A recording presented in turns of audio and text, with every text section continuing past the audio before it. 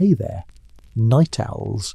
Tonight we're crashing a party you definitely didn't RSVP for unless you've got a thing for warm beer, roasted goose, and conversations with statues that may or may not be watching you.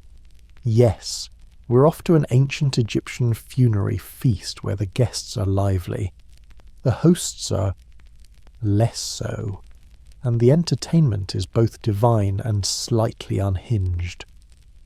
Before we dive in, take a second to like the video and subscribe only if you genuinely enjoy what I do here, and let me know where in the world you're tuning in from and what time it is there. I love seeing how this sleepy little history club stretches across time zones. Now dim the lights, maybe turn on a fan for that soft background hum, and let's step into tonight's story together. Picture this: the sun has just dipped below the horizon on the banks of the Nile. The sky is still a deep, dusty blue, the kind that makes you think the gods left the lights on. You're standing barefoot on a courtyard of sunbaked tiles outside an upper-class Egyptian villa, and your souls are having second thoughts about this whole endeavour. The air is thick with heat, not the cosy blanket kind, but the kind that blasts you in the face like someone opened an oven door. You can practically hear your skin crisping. Papyrus palms sway overhead, casting jittery shadows on sandstone walls painted with scenes of Horus and Anubis. The colours are so vivid you half expect them to blink. You're not here by accident. Someone either generous or mischievous has ensured your name made it onto the guest list for tonight's funerary feast. Whose feast? Well, that nobleman whose name you can't quite pronounce but whose tomb apparently demanded a proper send-off. Think of it as a mashup between a state dinner, a drunken wake, and a spiritual conference call with the gods. Dress code loose linen and an open mind. As you shuffle forward, trying to remember if there's a polite way to say I might not make it through the main course, a servant greets you at the threshold.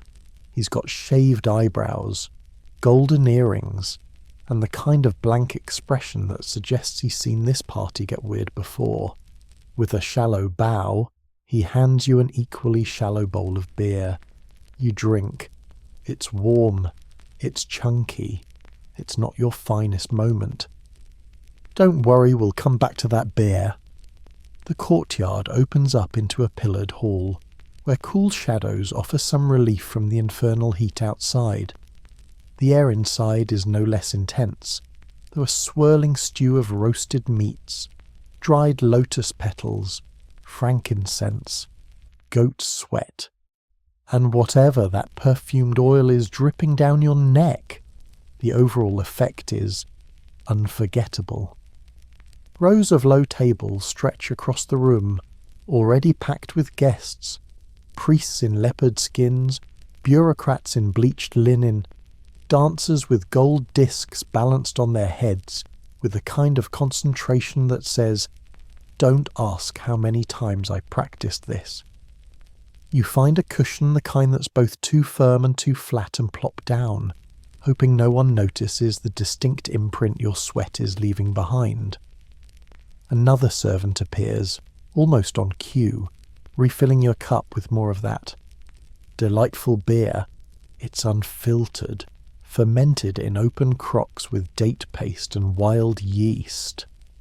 Some modern historians claim they drink it today. Those historians clearly hate themselves. As you sip carefully, this time a parade of servers emerges with the first course. It's a culinary zoo.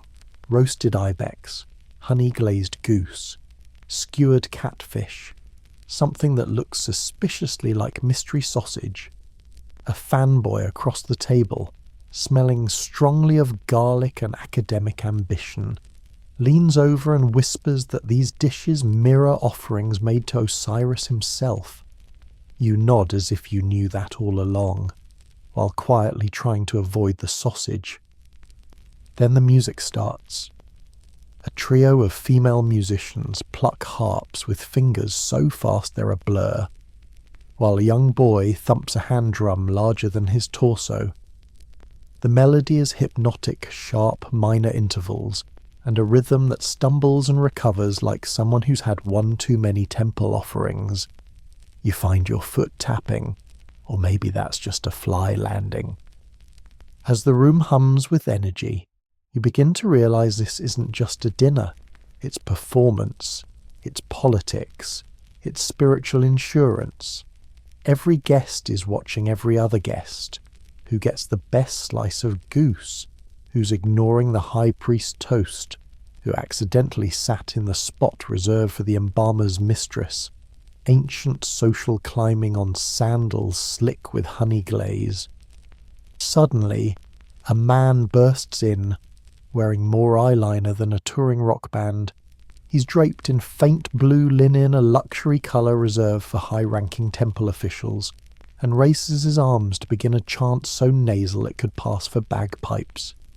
The room falls silent. You nearly clap, then realise this is a prayer, probably to several gods.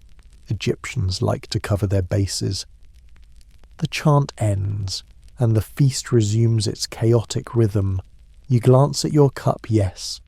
The chunky beer is still there, and yes, someone is refilling it again. You sip. You pretend you're enjoying this ancient smoothie. Above you, a celestial barge painted on the ceiling carries Ra across a golden sky. It's beautiful, and maybe it's the beer talking, but it's also starting to look a little wobbly. You blink. Nope, still wobbly. Without warning, someone releases a dove into the hall. It flaps around wildly, knocks over a wine pitcher, and perches triumphantly on a bust of Thoth. Everyone cheers. You clap along, because at this point, you're just trying to blend in. Outside, the sun sinks below the horizon, casting the Nile in amber glow. Inside, the feast is just hitting its stride. You overhear a guest whisper something about a midnight ritual at the tomb. You pretend not to hear, or care, or panic. Because this is Egypt, 1450 BCE, and you, my friend, have absolutely no idea what you've just signed up for. By now, the room feels different. The sun has set fully, and with it, the light filtering through the linen curtains has turned soft and golden. You blink and realize everything seems slower, or maybe that's the beer. The air is thicker, not just from heat, but from incense and something else. Expectation. Maybe, like the room is collectively holding its breath. Your seat is still a cushion that seems specifically designed to be as unsupportive as possible. You shift, trying not to look like you're squirming. Around you, oil lamps flicker in time with the music, casting shadows that ripple like waves across the walls. If walls could watch you, these definitely would be. You glance toward the centre of the room.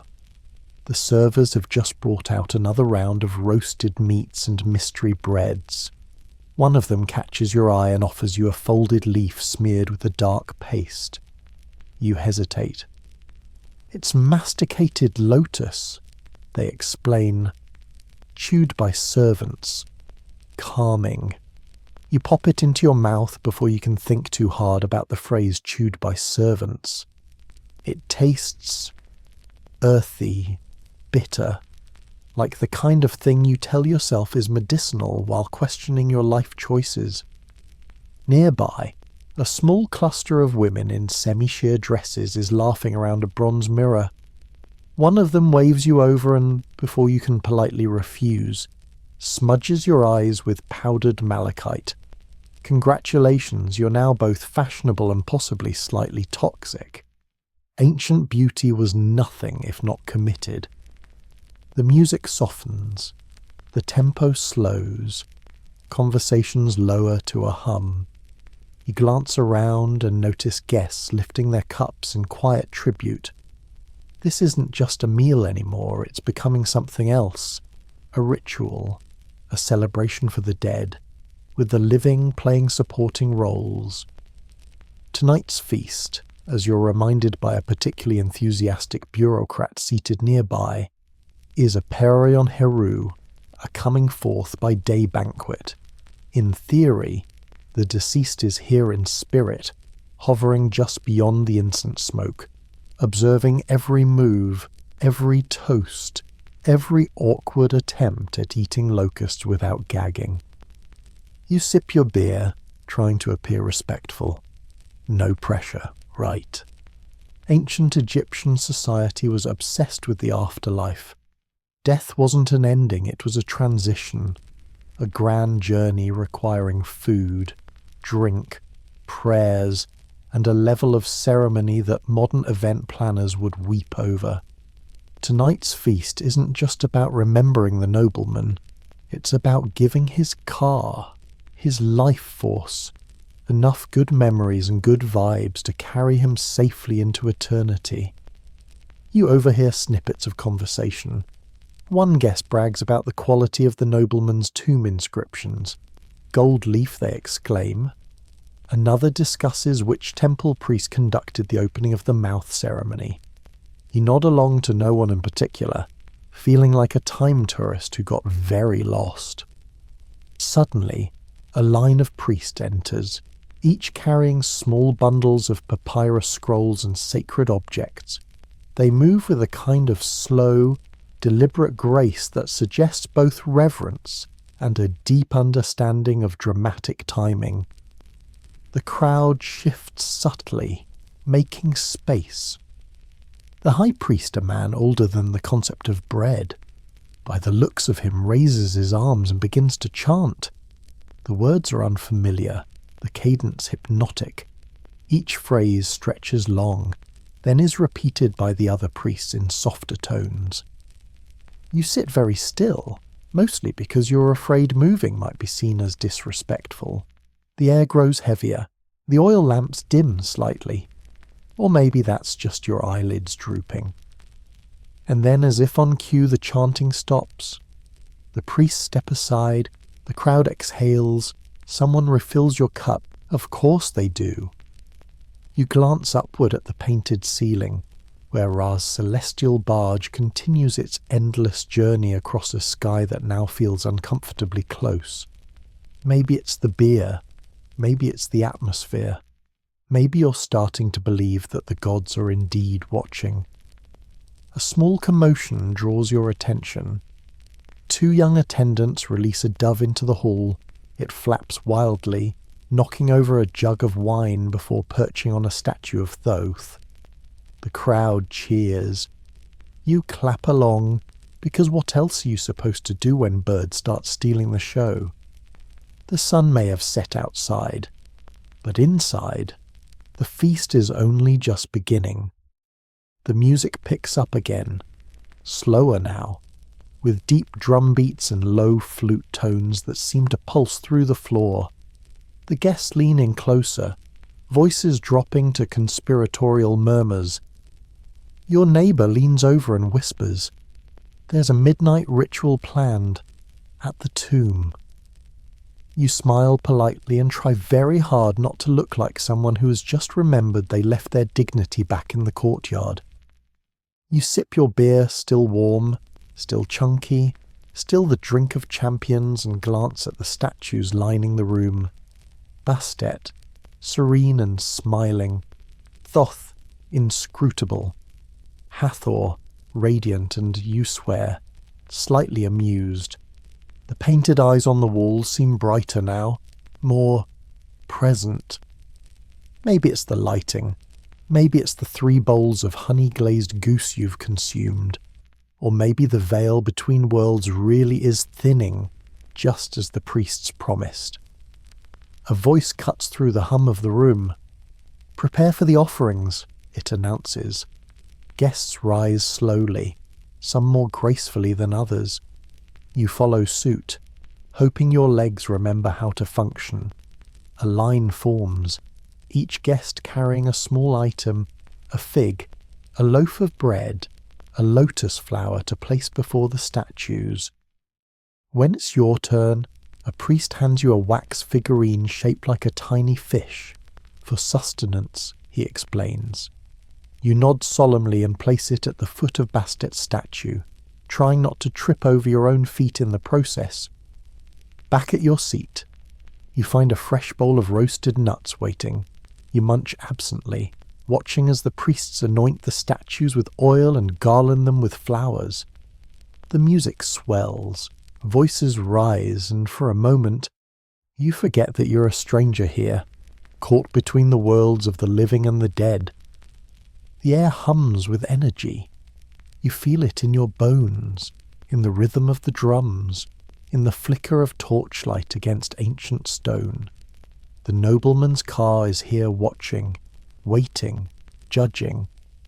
You sip your beer again, because if you're going to be judged, you might as well be hydrated. Outside, the Nile gleams under a canopy of stars. Inside, the feast continues, and somewhere deep in your gut, beneath the layers of roasted meats, lotus paste, and increasingly suspect beer, you know one thing for certain. This is going to be one very long, very strange night. It starts, as many questionable ideas do, with a second cup of beer. Or is it the third you've lost track? The servers here have a habit of refilling cups whether you want them to or not, and the line between still tasting and about to hug a statue of Thoth is getting thinner by the minute. You glance at your drink, still warm, still chunky, still making you question the culinary choices of one of the most advanced civilizations in history. You sip it anyway. When in Egypt. The feast is humming along at a comfortable pace now. The initial wave of ceremonial intensity has ebbed, replaced by the gentle chaos of half-tipsy nobles and officials trying to remember if they already gave their tribute or not. Around you, the scent of roasted meats lingers in the air, mingling with incense and the occasional gust of warm Nile breeze slipping through the open courtyard. The servers bring out the next course roasted locusts, a high-protein snack that, let's be honest, should probably come with a waiver. You watch as a guest across the table picks one up with the nonchalance of someone who clearly does this on the regular. You follow suit, because peer pressure is eternal. The locust is crunchy, earthy, slightly nutty, also slightly terrifying. You chew with exaggerated calm while your brain screams in the background. Another guest catches your eye, grins, and offers you a papyrus napkin. You nod in thanks, aware that in this room, a nod can mean anything from thank you to I accept your marriage proposal. You choose not to investigate further. Music fills the space again, louder now. The trio of harpists is joined by a boy thumping a drum so large he could live inside it.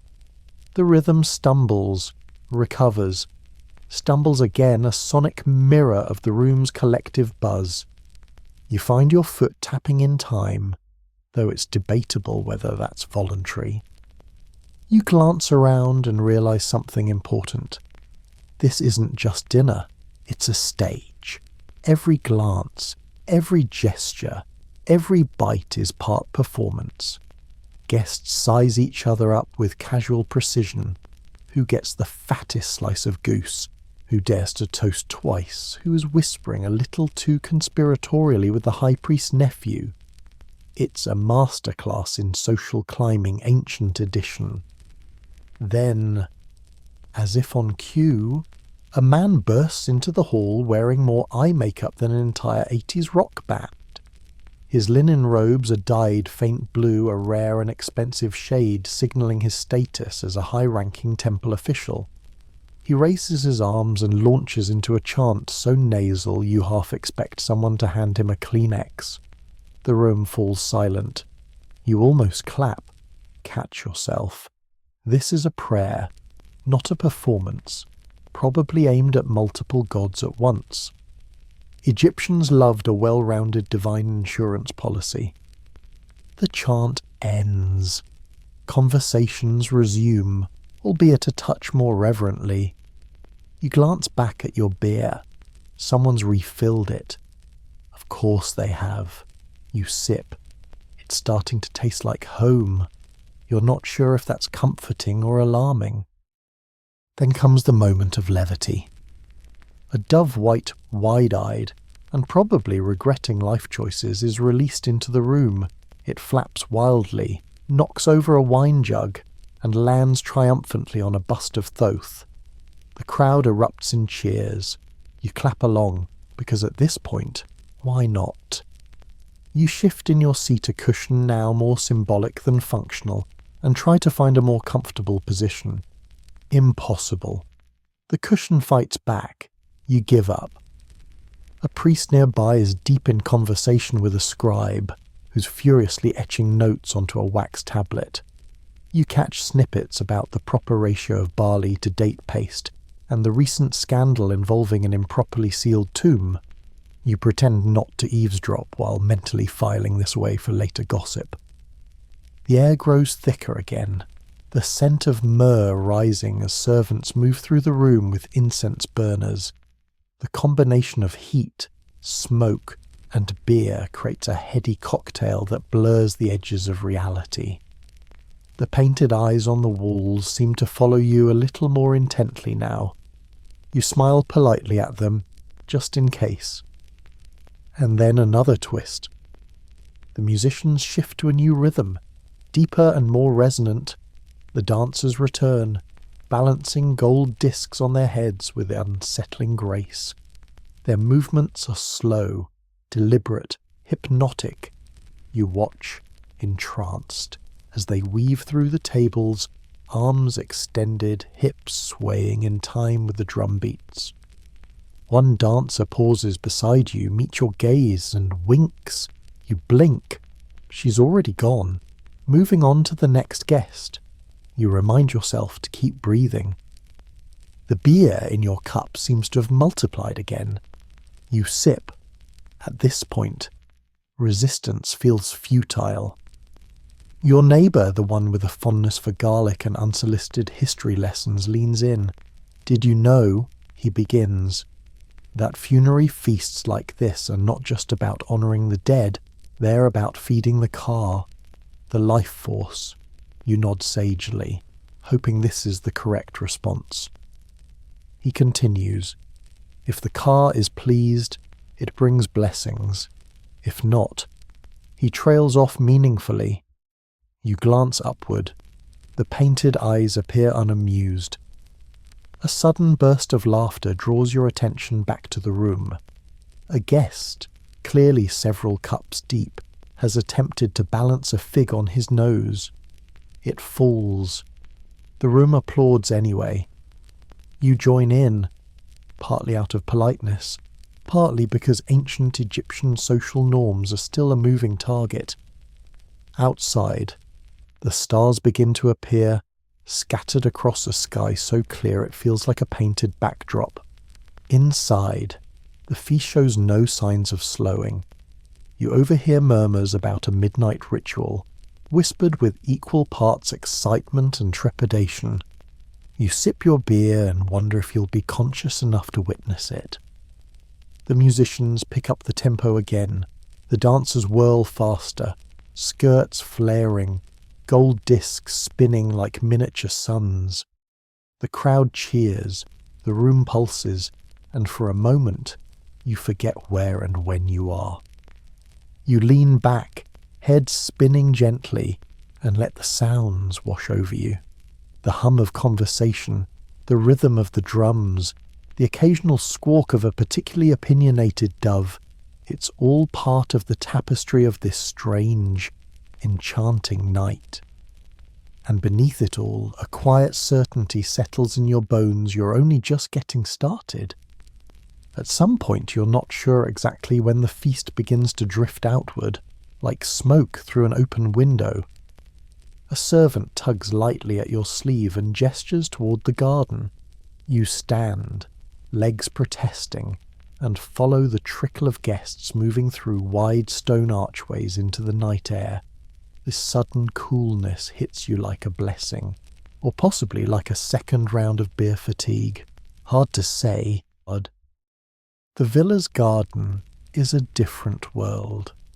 Palms sway gently overhead, their fronds silhouetted against a sky now heavy with stars. The scent of blooming jasmine mingles with the lingering aromas of roasted meats and incense. Somewhere nearby, water trickles softly from a stone fountain shaped like a coiled serpent.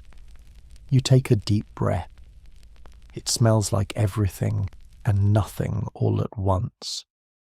At the centre of the garden stands a small pavilion draped in white linen. Lamps flicker within, casting long shadows that dance across the columns. This is where the heart of tonight's ritual will unfold. Also, you overhear from a guest who's clearly had more experience and fewer cups of beer with such affairs. You drift toward a low stone bench near the pavilion and settle in. This stone is cold against your skin, a welcome contrast to the sticky heat of the feast hall. Around you, other guests do the same, forming an informal semicircle facing the pavilion.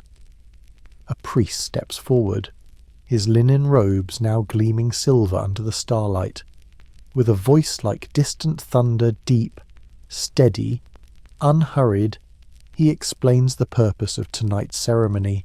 The Funerary, the coming forth by day, is more than a feast. It's a bridge, a passageway for the kay of the deceased to move freely between this world and the next. You glance at the empty space beside the priest. For a fleeting moment, you wonder if the nobleman's car is already here, watching, perhaps even critiquing your earlier struggles with the roasted locusts. You straighten your posture, just in case. As the priest speaks, a procession of attendants begins to circle the garden's perimeter, carrying shallow bronze bowls filled with herbs, resins, and tiny glowing coals. The air thickens once more, fragrant with myrrh, frankincense, and the sharp bite of juniper. You inhale deeply, and the world tilts slightly, not unpleasantly, but enough to remind you that you're still very much a guest in a realm where the lines between life and afterlife blur like ink on damp papyrus. The music returns, softer now. A quartet of flutists takes up positions near the pavilion, their melodies weaving a soundscape that seems to stretch time itself. You lose yourself in the rising and falling notes, your thoughts drifting like the smoke curling into the night sky. Then movement. A line of dancers emerges from the shadows, each clad in translucent linen dyed in pale shades of blue and green. They glide toward the pavilion in perfect unison, arms raised, fingers tracing patterns in the air. Each step is deliberate, each gesture a word in a language older than stone. You watch, entranced, as they encircle the pavilion. The lamps within flare brighter, casting a pale glow that seems to shimmer beyond the fabric of the tent. The dancers begin to spin, slowly at first, then faster, skirts flaring like pale flowers caught in a sudden breeze. Your neighbour leans over, voice barely above a whisper. "This is the calling of the gods," he says, "a dance to invite them to join us to honour the nobleman and to bless the living." You nod, though your gaze remains fixed on the dancers. The garden seems to fade around them, the stars themselves dimming in deference to the spectacle below. And then a single note, sharp and clear, pierces the air. The dancers freeze mid-spin. A collective breath is held. The priest steps forward once more, raising a narrow wand of ivory. "In this hour," he intones, "we invite the spirits of the blessed dead, the guardians of the duat and the gods of the sun and stars to bear witness." He strikes the ground with the wand once, twice, 3 times. The silence that follows is profound. You feel it a subtle shift in the air, as though unseen eyes have turned toward the garden. The guests around you sit a little straighter, their movements suddenly careful, reverent. The priest continues, voice a measured cadence against the night. May this feast nourish the car. May these words guide the soul. May this gathering weave the bonds between worlds. A chorus of soft voices rises in response, repeating the final line thrice. You add your voice to the chorus, uncertain of the exact pronunciation, but trusting that intention carries weight here. Another servant approaches, carrying a small tray of offerings, figs, dates, a strip of linen. You take one of each and follow the line of guests approaching the pavilion. When your turn comes, you place your offerings at the base of the linen-draped structure, head bowed. As you step back, a low hum begins to build not from the musicians, but from the guests themselves, a resonant vibration that seems to rise from the very stones beneath your feet. It thrums through your bones, through your breath, through the shared pulse of everyone gathered here. You close your eyes, swept along by the rhythm. For a moment, perhaps a heartbeat, perhaps an eternity, you are no longer a curious outsider, but a part of something vast and ancient and profoundly human. The hum fades, silence returns. The priest bows deeply, signalling the close of this phase of the ritual. Guests stir, some wiping tears, others simply sitting in quiet contemplation. You glance upward once more. The stars seem brighter now, the sky wider.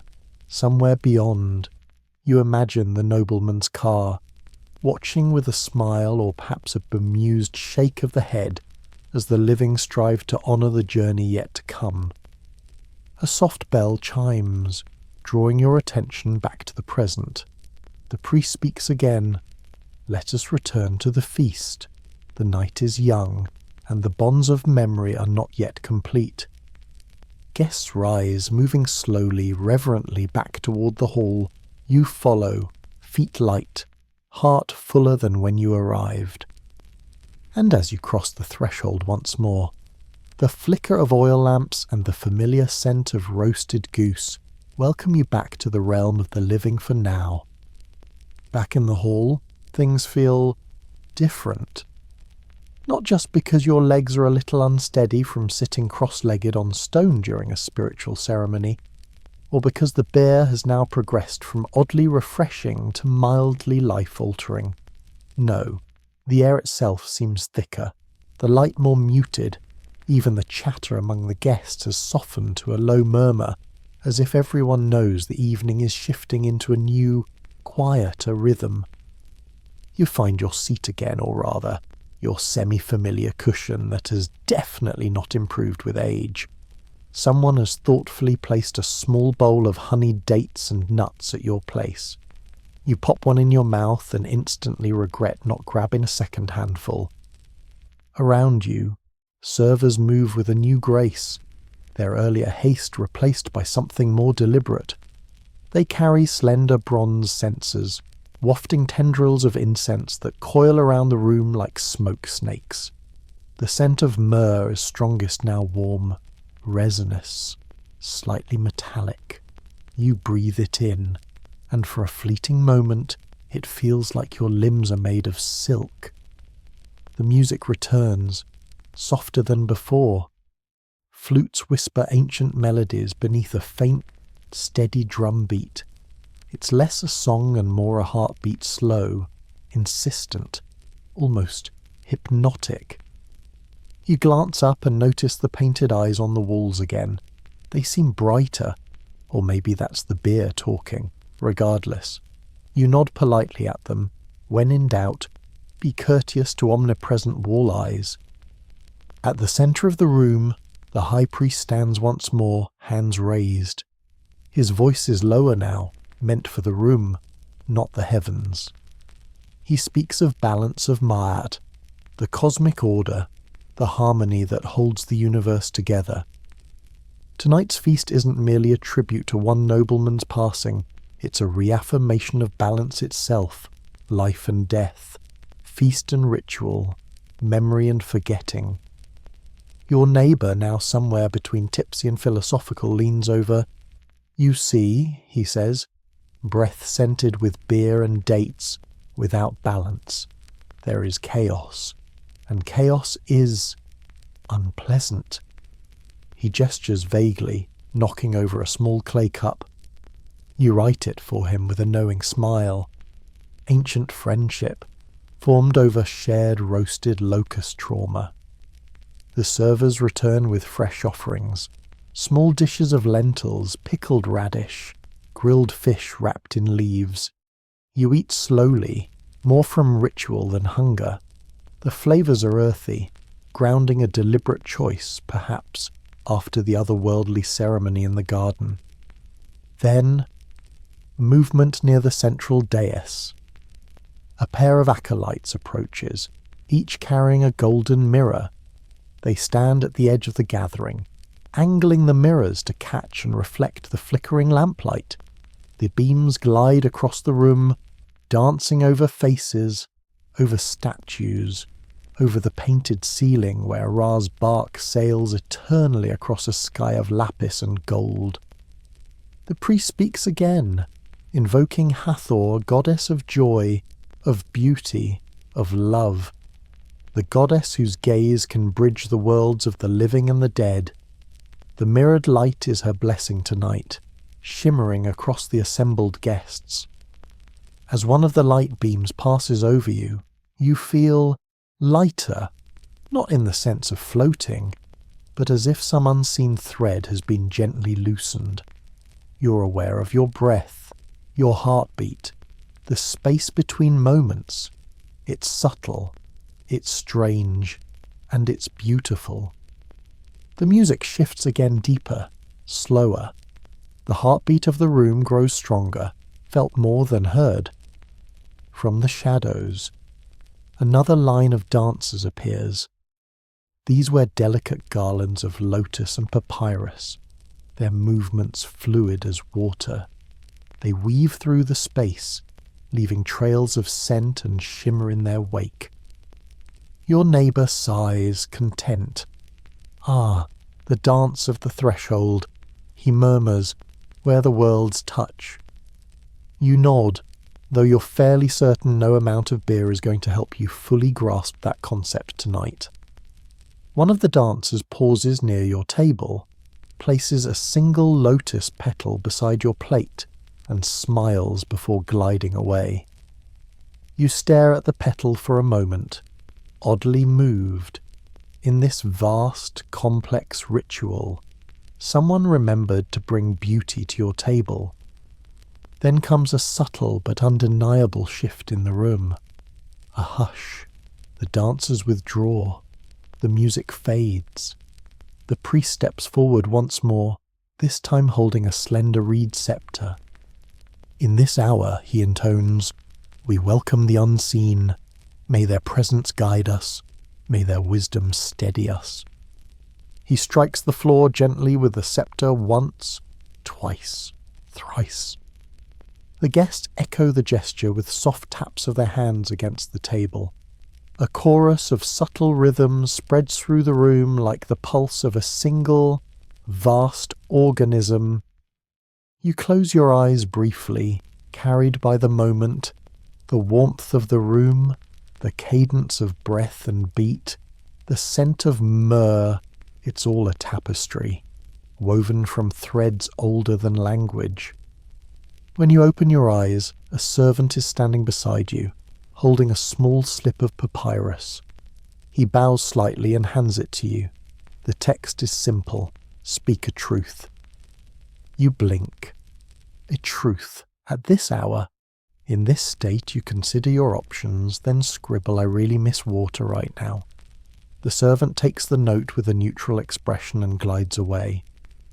Around the room, other guests are doing the same, offering truth's large and small confessions, hopes, regrets. The act is quiet, private, yet strangely communal. Another subtle chime signals the close of this portion of the evening.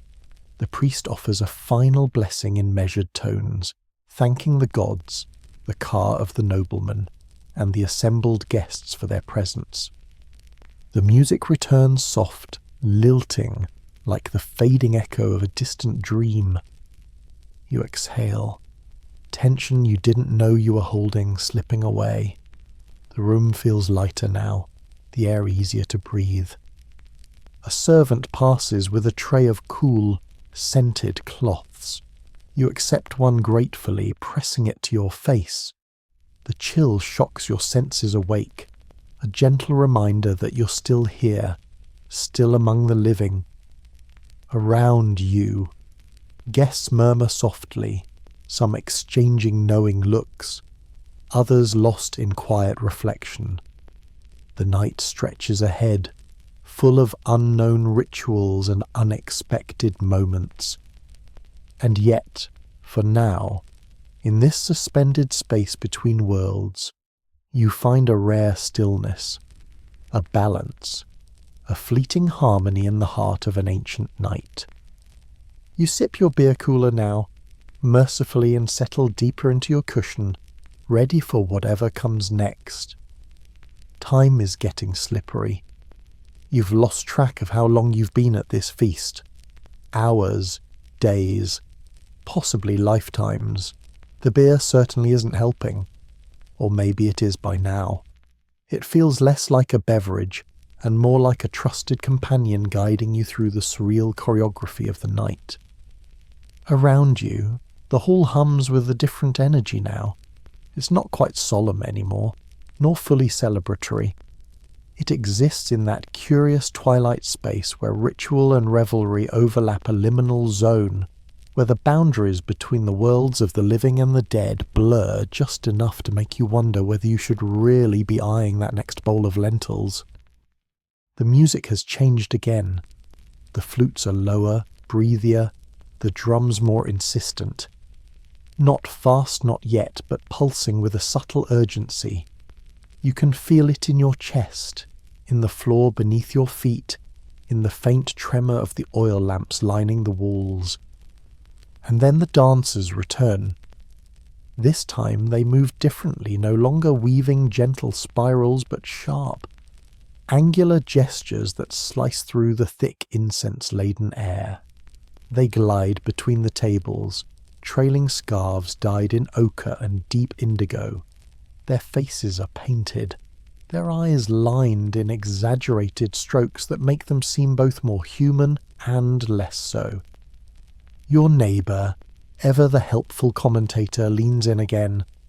Now comes the dance of the unseen, he whispers, to invite the gods to sit among us.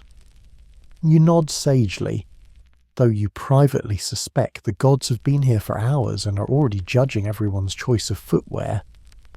As the dancers spin, the tempo builds, the heartbeat of the room quickens. The guests once leaning lazily on cushions now sit more upright, eyes following every movement.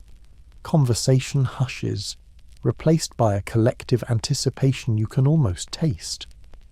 Then, from the far end of the hall, a procession emerges.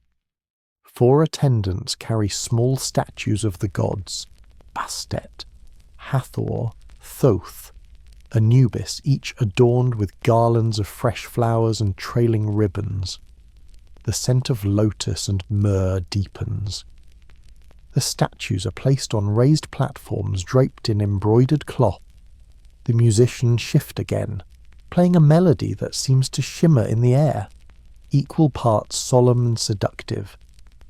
A priest steps forward, holding a slender vial of oil. With careful, deliberate motions, he anoints each statue, whispering invocations in a voice just low enough to make you lean in instinctively. You can't make out the words, but the intent is clear: welcome, honor, invite. And as the oil glistens on the statues, something shifts in the room. It's subtle at first, a change in the way the shadows fall, the way the smoke curls, the way the painted eyes seem to gleam just a touch brighter. You blink. No, you're not imagining it. The priest straightens, raising both hands. We invite you, he intones. Dwell among us. Accept our offerings. Witness our joy. The room exhales collectively. The dancers resume, now moving in slower, more sinuous patterns. Guests glance at one another, some with reverence, some with barely contained curiosity. You sip your beer and wonder not for the first time tonight just how many layers of reality you're currently standing between. A platter of fresh fruit appears at your table. You reach for a fig, its skin cool and taut beneath your fingers. The burst of sweetness grounds you momentarily, a tether to the here and now. But the atmosphere continues to thicken. The music swells, the dancers quicken, and then a flicker of motion near the central dais. A young girl no more than 10 steps forward, carrying a small loaf of bread and a clay cup of beer. She moves with solemn grace, eyes fixed on the statue of Hathor. Kneeling, she places the offerings carefully, then steps back, her gaze never wavering. The room falls utterly silent, even the musicians pause. For a heartbeat, 2, then a faint rustle. The girl smiles. The guests murmur softly.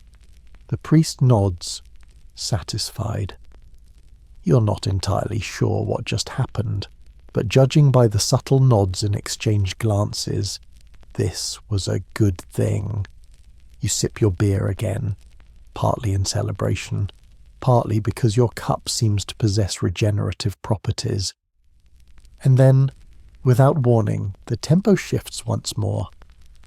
The drummers lead the charge, thumping out a rhythm that sets pulses racing. The dancers match the beat, their movements growing more dynamic, more daring. The room stirs, guests lean forward, some clapping softly in time. Your neighbour grins. Now comes the part where we see if the living can keep up. Before you can ask what that means, the priest signals to the musicians. The melody brightens, the drums intensify, the dancers whirl faster, scarves flying. A servant darts through the crowd, offering small cups of spiced wine. You accept one because at this point, why not? It burns pleasantly on the way down, cutting through the residual haze of beer and incense. The room is alive now, thrumming with an energy that's equal parts sacred and celebratory. You find your foot tapping, your fingers drumming lightly on the table. Around you, guests are smiling, laughing, eyes bright. And then the unexpected. A low as a resonant chime echoes through the hall. The dancers freeze mid-motion. The priest steps forward once more. In this moment, he declares, voice rich with gravity, the world's touch, honour the gods, honour the noble one, and honour the dance of life. The guests rise somewhat unsteadily in some cases and begin to move toward the centre of the hall. You follow, caught in the current of the crowd. There, beneath the watchful gaze of the painted gods, the guests begin to sway, to move, to dance, some with practiced grace, others with enthusiastic abandon. You join in, laughing softly at yourself, aware that self-consciousness has long since left the building. And as the drums pound, the flutes sing, and the stars wheel silently overhead, you realize something wonderful. For this moment in this hall, in this night, in this fragile, fleeting space between worlds, you are part of something ancient, something timeless, something utterly, joyfully human. You smile and you dance, and somewhere us in the shadows, the gods smile with you. The dancing fades, not abruptly, but like a tide pulling gently back from the shore. One moment the room is alive with spinning scarves and swaying limbs. The next, it settles into a hum of soft conversation and the gentle clink of pottery. You find yourself back at your table, or perhaps a new table entirely. It's difficult to tell. The beer has continued to flow, and your sense of spatial awareness has begun to adopt a more interpretive approach. A servant appears, offering a small ceramic jar. You open it and catch a familiar, slightly alarming scent crocodile oil. You glance around and notice others applying the slick substance to their arms and faces with practiced ease. Your neighbour, still clinging to his role as impromptu history guide, leans in once more. It keeps the skin supple, he explains, and the scent pleases the gods. You nod, though internally you suspect the gods might be just as confused about the crocodile oil as you are. Next comes the head cone. Yes, the infamous wax cone of perfumed fat that, according to your neighbour, will gradually melt throughout the evening, releasing a steady stream of fragrance. A priestess places one gently atop your head, and you do your best to remain still, acutely aware that you now resemble an ancient dessert. The sensation is odd. The warmth of the room hastens the melting process, and soon you feel slow rivulets of scented oil trickling down your temples. You wonder briefly if this is what being a candle feels like. As the oil seeps into your scalp and the crocodile sheen glistens on your skin, the room seems to pulse with a deeper rhythm. The musicians have shifted again, flutes now weaving a low, sinuous melody that coils through the air like smoke. The dancers return, moving in slower, more deliberate patterns. They carry small bronze mirrors, angling them to catch and reflect the flickering lamplight. Beams of light dance across the room, illuminating faces, statues, offerings. Your neighbour sighs contentedly. This is the mirror ritual, he murmurs. It draws the gaze of Hathor herself. You watch as a beam of light passes over your hands, your lap, your beer, which, against all odds, remains half full. You sip it dutifully. The warmth and bitterness feel grounding in a room that's growing increasingly surreal. Then a new element enters the mix. A group of attendants arrives bearing shallow trays of cosmetics. They move among the guests, offering kohl for the eyes, powdered malachite, crushed carmine. Some guests eagerly partake, painting their faces with intricate designs.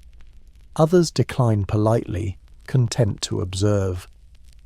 A young woman approaches your table, holding a small dish of shimmering blue pigment. She smiles and gestures toward your face. You hesitate for a moment, then nod. When in Egypt.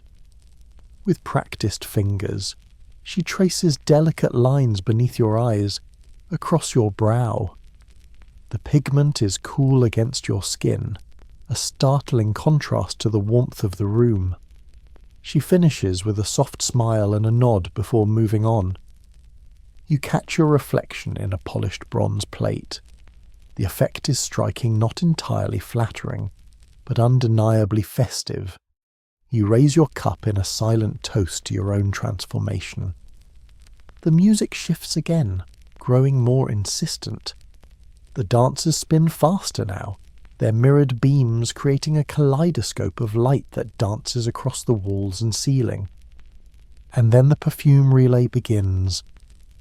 It starts with a single figure, a tall woman clad in pale linen who steps into the centre of the room holding a small vial of perfume. She anoints her wrists, her neck, her brow, then passes the vial to the next dancer. One by one, the dancers repeat the ritual, each adding their own grace to the gesture. The scent, sweet, floral, intoxicating, spreads through the hall, mingling with the ever-present aroma of myrrh and crocodile oil. When the vial reaches your table, you hesitate briefly, then dab a small drop behind each ear. The fragrance is heady, almost dizzying. You take a deep breath, feeling the weight of the ritual settle over you. As the perfume makes its rounds, the dancers begin to chant softly, their voices weaving a spell of sound and scent.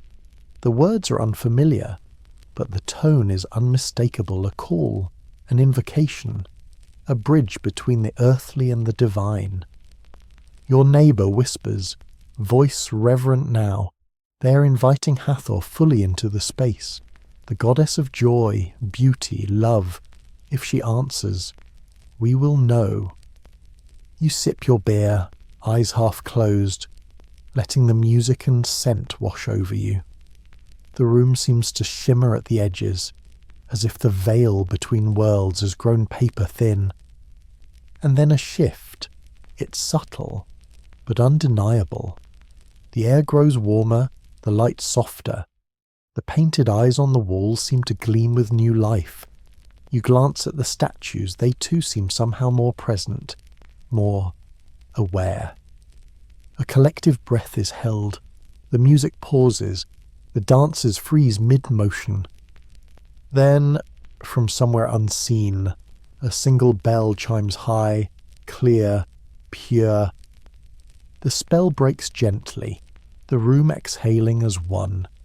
The dancers resume, slower now, their movements infused with a quiet reverence. Guests exchange glances, some wide-eyed, some smiling knowingly. You sip your beer again, the familiar bitterness grounding you once more. A servant appears with a small plate of dried fruit and nuts. You eat absently, still caught in the lingering haze of the ritual. And as the music swells once more, as the dancers glide through the perfumed air, you find yourself smiling. Because here, in this ancient hall beneath painted stars, amid gods and mortals and the ever-replenishing beer, you are witnessing something rare. A moment of pure, unfiltered beauty, a dance of joy in the shadow of death, a celebration of life, fleeting and precious. You raise your cup in silent toast to the goddess, to the nobleman, to the dancers, to this strange and wondrous night. And somewhere, you're certain the gods are smiling too. The scent in the room is changing again. It's subtle at first, a deepening sweetness, a hint of something resinous and dark weaving through the familiar layers of myrrh, lotus, and that ever-present crocodile oil. You glance around and see fresh trays of incense being carried in, thin trails of smoke already curling toward the ceiling. The music has softened, but the undercurrent of energy in the room is rising. You can feel it, a low hum in your chest, a restless shift in the air. The guests seem to sense it too. Conversations trail off. Cups are set down. Eyes turn toward the centre of the hall. A new procession begins, this one slower, more deliberate. 4 priests emerge, each carrying a gilded statue of a god or goddess Bastet, Thoth, Hathor, and Anubis. The figures gleam in the lamplight, their jewelled eyes catching every flicker. The statues are placed with reverence upon a central dais draped in embroidered cloth. Offerings of bread, beer, and flowers are arranged carefully around them. You watch, fascinated, as each priest anoints the statues with scented oil, whispering prayers that seem to hang in the heavy air. Your neighbour, ever the helpful commentator, leans in once more. Now we invite the gods themselves to feast with us, he says, voice hushed. If they are pleased, they may bless us with their presence. You nod, though privately you suspect the gods might already be here, quietly critiquing the beer selection.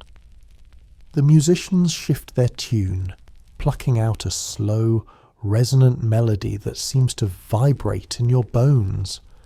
the dancers reappear, moving with a grace that feels almost otherworldly. They weave between the tables, their mirrored beams casting shifting patterns across the walls and ceiling. And then the call. A high priest steps forward, raising a slender staff tipped with a golden sun disk. He strikes the floor once, twice, 3 times. The room falls utterly silent. In this hour, he intones, voice rich and resonant, "We call upon the honoured gods. We offer feast and song and joy. We invite you to dwell among us." A chorus of voices rises in response, soft and melodic. The words are unfamiliar, but their meaning is clear, a plea, an invitation, a bridge between worlds. The dancers glide forward, circling the dais. Their movements grow more intricate, their steps more deliberate. The mirrored beams flicker faster now, creating a kaleidoscope of light that seems to pulse in time with the music. And then something shifts. It's not a gust of wind, not a change in the temperature. It's presence, the kind that makes the hairs on your arm stand on end. You glance at the statues. The oil upon them gleams brighter, the jewels in their eyes seeming to spark with hidden light. The room holds its breath. A young dancer steps forward, carrying a small, carved vessel. With practiced grace, she pours a thin stream of perfumed wine onto the floor before the dais. The liquid catches the light as it falls, shimmering like liquid gold. The priest speaks again. "May the gods accept our offerings. May they feast with us. May they walk among us." A low harmonic chant begins, rising from the assembled guests. You join in, your voice blending with the others, the words unfamiliar but the rhythm instinctive. The air grows thicker, charged with something ancient and vast. You sip your beer slowly this time, grounding yourself in its earthy bitterness. Then a flicker of movement. At first you think it's the dancers, but no, this is different. A subtle shimmer, a distortion in the air around the dais. The light bends, warps, catches on something unseen. Your neighbour gasps softly. They are here. You blink, unsure if it's the beer or the ritual, but the sensation is undeniable. The room feels fuller, heavier, as though unseen figures now stand among the statues. The priest bows deeply. "Welcome," he whispers. "Be honoured. Be joyful." The musicians resume, their melody lighter now, almost playful. The dancers spin, their mirrored beams flickering like sunlight on water. Around you, the guests begin to relax, smiles returning to their faces. Conversations pick up again, soft and reverent. You sip your beer once more, feeling a strange blend of awe and contentment. A servant appears with a tray of sweet cakes and fresh fruit. You accept a slice of fig cake, its honeyed richness a welcome contrast to the intensity of the ritual. As you eat, you glance once more at the dais. The statues gleam softly, their presence undeniable. Whether by divine intervention or masterful ceremony, the gods have indeed come to the feast. The dancers complete their circuit, bowing low before the dais before retreating into the shadows. The music lingers, a soft thread weaving through the hall. Your neighbour exhales deeply. "We are blessed," he says simply. You nod, words unnecessary. For a moment, the room exists outside of time, a space where mortals and gods share bread and song, where the veil between worlds shimmers thin and bright. You sip your beer, now cool, now familiar, and smile. Because tonight, beneath painted stars and the watchful gaze of ancient eyes, you are part of something greater than yourself. A dance, a feast, a moment suspended in the endless river of time. And as the music swells once more, as laughter and voices rise, you lean back into your cushion, content to drift with the current of this wondrous night. The music fades to a soft undercurrent again. You sip your beer and lean back into the cushion, the thick incense smoke and the slow trickle of perfume from your head cone blending into a haze that makes the world seem dreamlike, or perhaps a bit sideways. You glance around the room. Conversations bubble up again in hushed tones.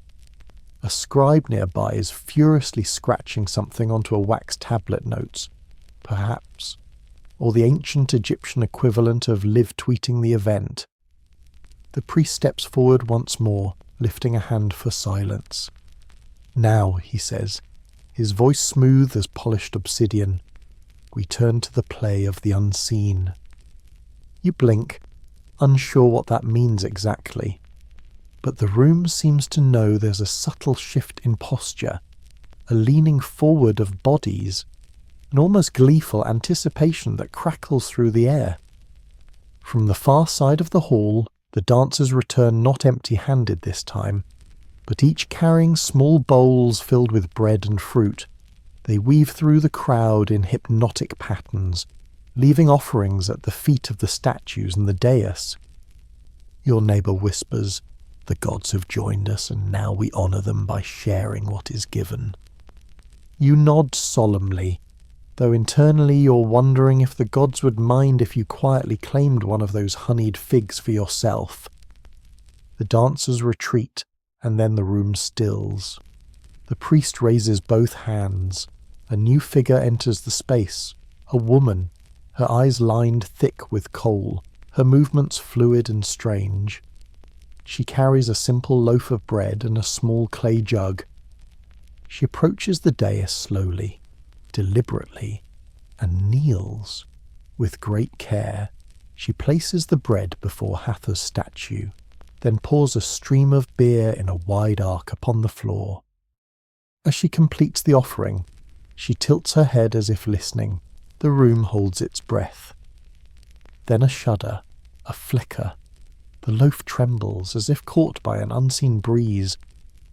The crowd gasps softly. You lean forward, wide-eyed. You're not entirely sure if you just witnessed a supernatural moment or if the beer is finally staging a coup in your brain. Either way, the effect is real enough to send a chill down your spine. The priest bows deeply. The gods speak, he says. Their favour is with us. There's a ripple of relieved murmurs among the guests. You glance at your cup and take another sip, a reflex now. Your personal ritual amid the grander one unfolding around you. And then the dancers begin again. This time their movements are sharp, angular, full of purpose. They form a circle around the dais, arms raised, fingers curled like the claws of falcons. The music shifts to match a pulsing, driving beat that seems to echo from the earth itself. Your neighbour grins. Now comes the trance.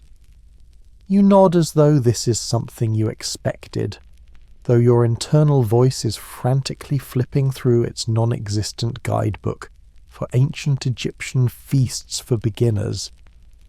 The dancers move faster, their feet stomping in unison, sending vibrations through the floor.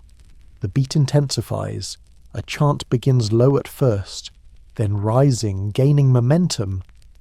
Suddenly, one of the dancers breaks from the circle and approaches the dais. Her movements grow erratic, jerking and swaying. Her eyes are wide, unblinking. She lifts her arms high, her voice cutting through the chant with a cry that seems to vibrate in your very bones.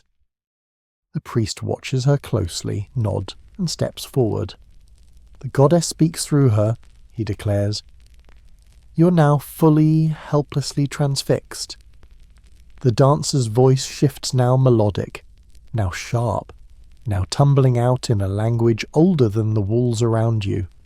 The priest listens, interprets. his voice rising in tandem with hers. "She speaks of balance," he says, "of the joy found in life, of the light that must be carried even through the darkest passage." The guests listen in reverent silence.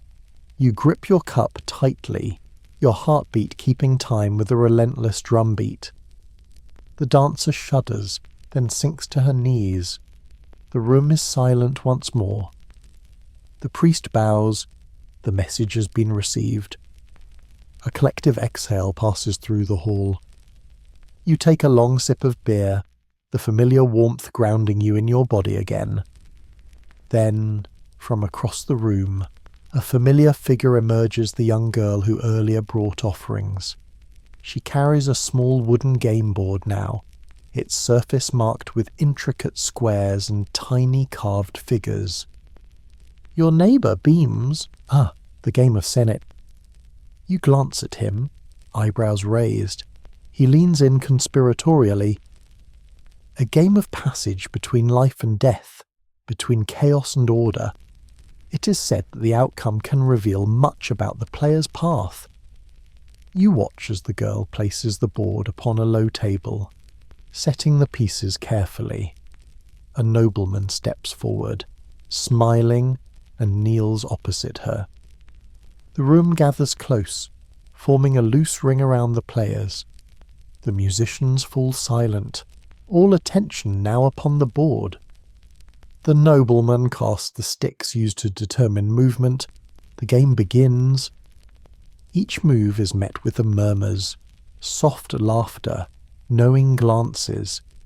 It's clear that while the game carries deep symbolic meaning, it is also a beloved form of entertainment, a way to test wit and fate in equal measure. You find yourself leaning forward, unexpectedly invested. The game unfolds with increasing tension. The nobleman's brow furrows. The girl smiles knowingly.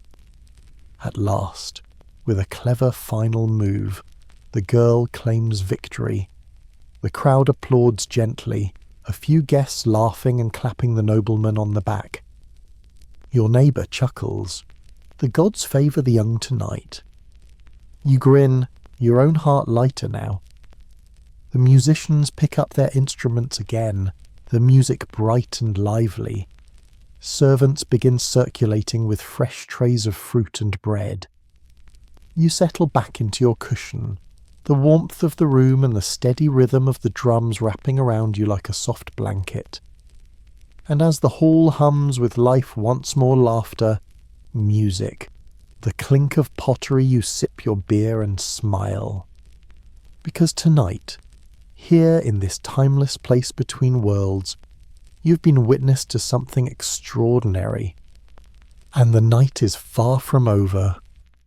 Just as the energy of the room starts to settle into a warm, sleepy hum, another shift begins to ripple through the crowd, the kind of subtle, excited stir that spreads when someone whispers, "You're going to want to see this." You glance around, trying to catch what's happening.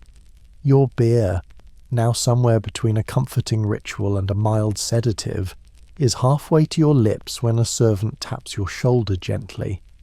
He gestures toward an open space cleared at the far side of the hall. Your neighbour, who has clearly appointed himself as your personal guide to all things weird and wonderful, leans in with a grin. "Ah, it's time for the beer of Ra." You blink. "The what now?" He chuckles. "You'll see." And so you follow the tide of guests gathering around the cleared space. At the centre, a priestess steps forward, holding a large, ornate cup filled with more beer. She raises it high, her voice cutting through the chatter. "This is the beer of Ra, the drink of the sun god, brewed to honour his eternal light." You nudge your neighbour. "Is it different beer?" He winks, stronger. "Ah." The priestess explains the rules. Each volunteer will take a generous sip of the beer of Ra, and then attempt to walk a straight line from one end of the hall to the other, without stumbling. swaying, or succumbing to the considerable effects of the brew. You glance at your own cup and chuckle. Based on your current coordination level, you'd be lucky to walk a straight line across your cushion. The first volunteer steps forward, a stout man in elaborate robes who already looks 3 cups deep. He drinks, hands the cup back, and sets off with great determination. Halfway through, his steps grow wobbly. The crowd cheers him on, laughing good-naturedly. He reaches the end with a triumphant flourish and then promptly sits down on the floor, grinning. The next few contestants fare no better. Each adds to the growing laughter of the crowd, their exaggerated efforts to walk a straight line, turning the ritual into an impromptu comedy showcase. Your neighbour nudges you. "Go on," he says. "It's all in good fun." You laugh, shaking your head. But a few cups of encouragement and the delighted cheers of the crowd soon have you stepping forward. The priestess offers the cup. You take it, lifting it high before taking a generous sip. The brew is rich, dark, and almost syrupy, far stronger than the beer you've been sipping all evening. It warms your throat and sends a pleasant buzz straight to your head. You set the cup down, square your shoulders, and begin your walk. At first, it goes well. 1 step, 2, 3. You tell yourself to focus on a point at the far wall. Unfortunately, that point seems to be swaying slightly. Or is it you? The 4th step comes with an unintentional lurch. You correct, arms outstretched. The crowd laughs and cheers. You make it to the end mostly upright and bow dramatically to a round of applause. Grinning, you weave your way back to your seat, heart lighter and spirits high. As the Beer of Ra challenge continues, the room grows more animated. Laughter rings out, conversations pick up. Servants circulate with platters of sweet cakes and nuts to help balance the effects of the potent brew. But the evening's games are far from over. A group of attendants appears next, carrying a large, shallow bowl filled with water. Floating atop the surface are small wooden scorpions, each painted in bright colours. Your neighbour claps his hands. "Catch the scorpion," he exclaims. You raise an eyebrow. "Should I be worried?" He grins. "Not unless you take it too seriously." The game is simple, or so it seems. Each guest takes a turn trying to catch one of the floating scorpions using only a pair of slender tongs. Steady hands and a calm mind are key, both of which are in short supply by this stage of the evening. The first contestant steps up. With exaggerated care, he lowers the tongs toward a particularly cheeky-looking scorpion. The water ripples. The scorpion spins away. The crowd groans playfully. You watch as guest after guest tries their luck, some with great seriousness, others giggling helplessly. When your turn comes, you kneel beside the bowl, tongs in hand. The water gleams in the lamplight, the scorpions bobbing like tiny boats in a storm. You take a deep breath, steady your grip, and slowly, very slowly, move the tongs toward a bright red scorpion near the edge. Closer, closer, almost there. A ripple. The scorpion darts away. You laugh. Try again. On the 3rd attempt, with great concentration and the collective encouragement of the crowd, you manage to lift the little wooden creature from the water. Triumphant, you hold it aloft. The room cheers. A servant hands you a garland of woven reeds, a playful token of victory. You return to your seat, heart racing, cheeks flushed with laughter. Around you, the games continue, each new round bringing fresh waves of joy and camaraderie. For a moment, you pause, looking out across the room. The flickering lamplight casts warm shadows over faces young and old. The musicians play a light, lilting tune. The air hums with life, with shared laughter, with the lingering echoes of ancient words and rituals. You sip your beer cooler now, more comforting than ever, and smile. Because here, in this hall beneath painted stars, surrounded by friends old and new, by gods and mortals alike, you are part of a celebration that transcends time. And as the games continue, as the night stretches on, you know one thing for certain. This is a feast you'll never forget. As the echoes of laughter from the Beer of Ra and Catch the Scorpion games begin to fade, the energy in the room shifts again. Not downward, not yet, but sideways, as if the night itself has decided it's time to lean in and whisper secrets. You notice it first in the way the conversations soften. The cheerful clamour of the games gives way to smaller clusters of guests gathering around low tables, leaning close, voices dropping to a conspiratorial hush. Your neighbour, now comfortably slouched beside you and wearing the victorious garland he somehow acquired during a particularly daring round of Catch the Scorpion, grins knowingly. "Ah," he says, "tomb gossip time." You arch an eyebrow. "Tomb gossip." He nods. Every good funerary feast ends with stories, tales of the dead, of what lies beyond, of the strange things the living sometimes find where they shouldn't. He gestures toward a nearby group already deep in animated conversation. You shift in your seat to listen, beer in hand, senses keen. A scribe is recounting a tale, eyes wide with the thrill of storytelling.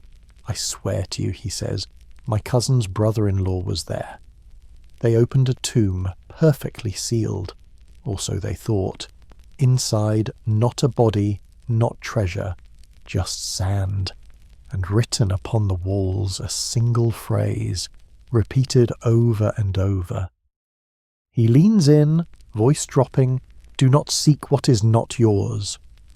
Gasps ripple through the listeners. You shiver slightly, though whether from the story or the chill of your cooling beer is anyone's guess. Another guest picks up the thread. "And have you heard of the tomb near the western cliffs?" he asks. "They say the workers who built it vanished every last one, and when they returned weeks later, they remembered nothing, not even their own names." The group murmurs. You sip your beer and glance at the painted eyes on the walls. They seem a little more watchful now. Your neighbour chuckles softly. "They say the dew at the underworld is not always content to wait for us. Sometimes it reaches out." You nod slowly. The night feels thicker now, the space between the living and the dead thinner with every whispered tale. Another voice rises from the far side of the room. An older priest, his beard streaked with grey, speaks with quiet authority. "There are tombs that sing," he says. "When the moon is high and the wind just right, the stones hum with voices not heard in this world." He pauses, letting the words settle. The room leans in as one. "And the greatest tombs," he continues, "are those that remain untouched, for they guard not only treasure, but truths. Truths too vast for mortal minds." You sip your beer more slowly now, each mouthful grounding you against the rising tide of eerie fascination.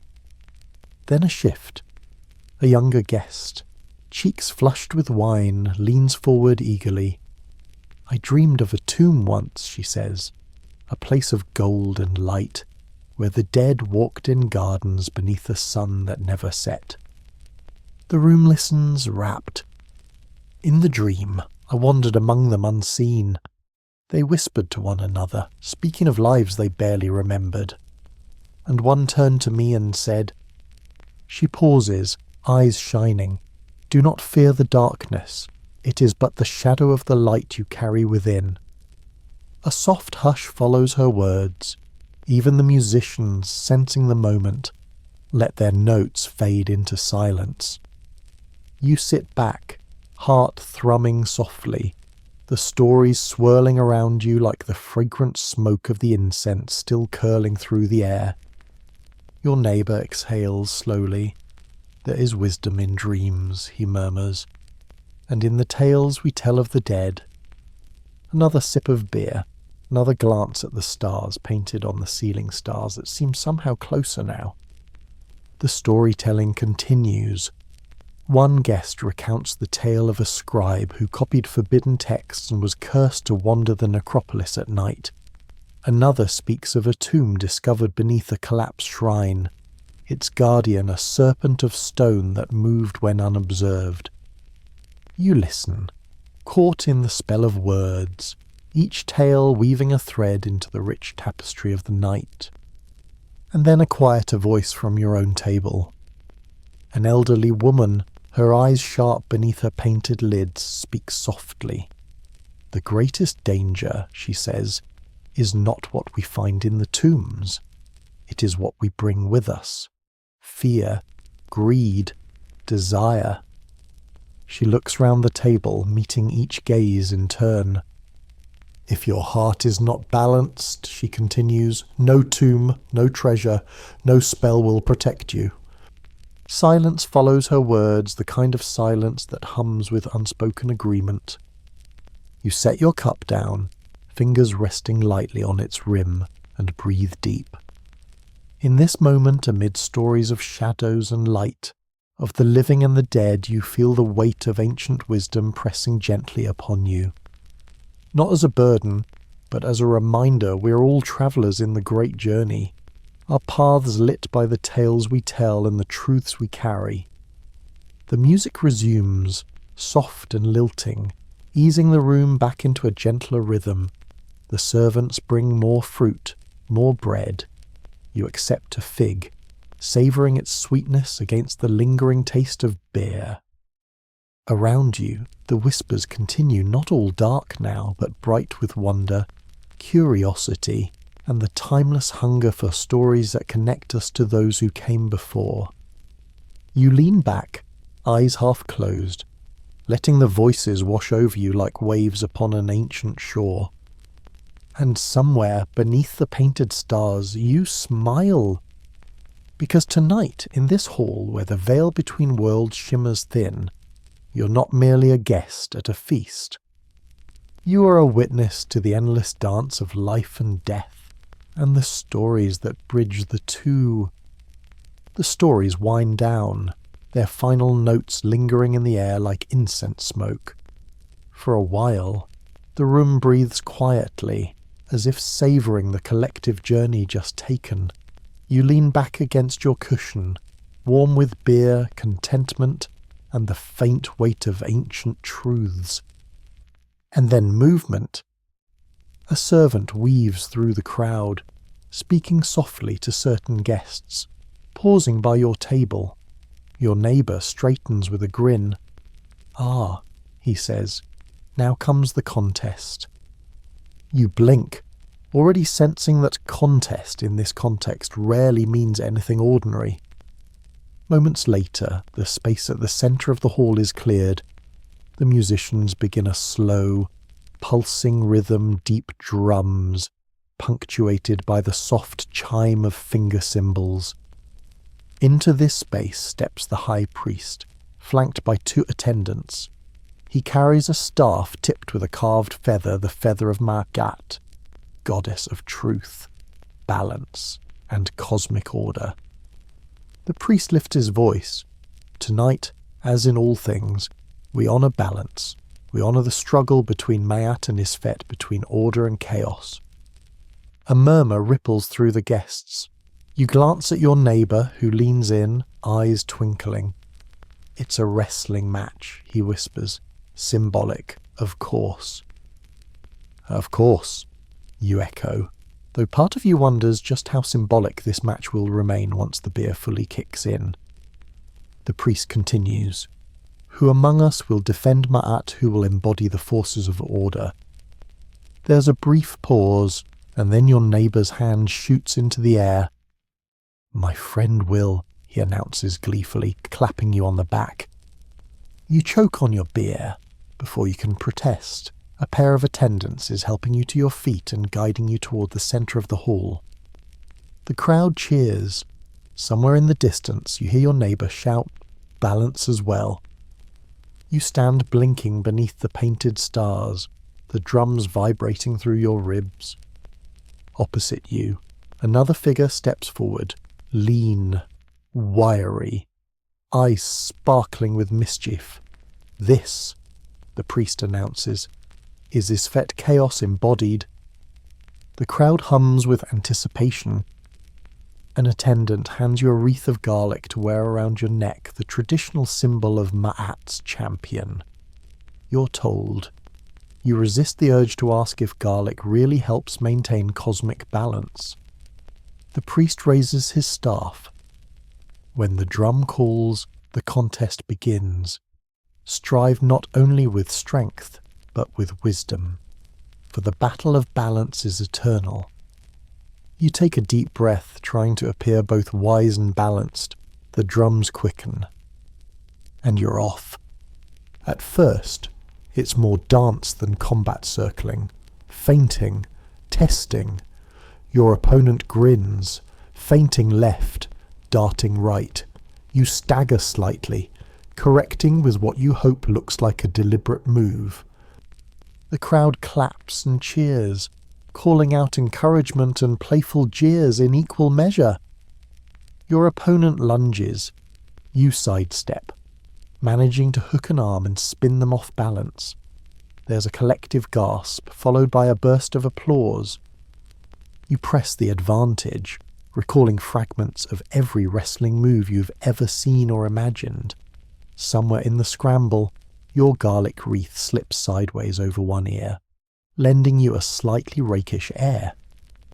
The opponent recovers, grinning wider now, and counters with a low sweep that nearly takes your feet out from under you. You wobble, stagger, and with a somewhat undignified flail manage to stay upright. More cheers. The drums pound faster. You find a rhythm lean, push, yield, twist.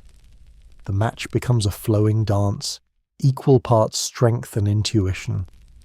Then an opening.